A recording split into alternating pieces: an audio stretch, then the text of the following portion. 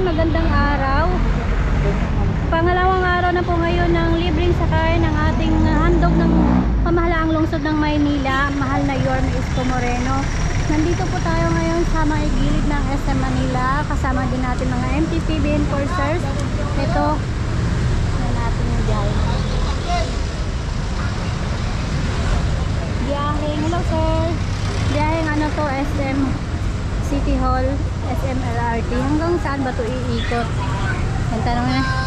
Hello sir, good afternoon po. Sir, ano pong mensahe niyo po sa ating mahal na mayor? Ay, napakaganda po ng ginawa ng ating mahal na mayor sa ginawa niyang to.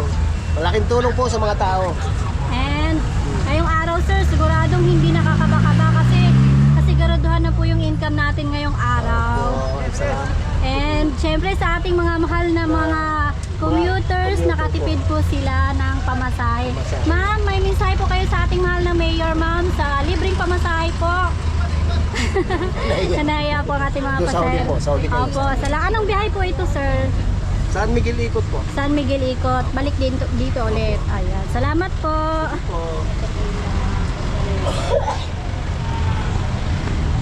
San Miguel ikot. Basta po may nakita kayong jeep na may nakalagay pong this POJ is providing for by the City of Manila. Yan po yung may mga libreng sakay. Yan. May mga kasama po yung mga MTPB enforcer. Kaya safe na safe po ang biyahe ng ating mga super. Pangalawang araw na po ito ngayon.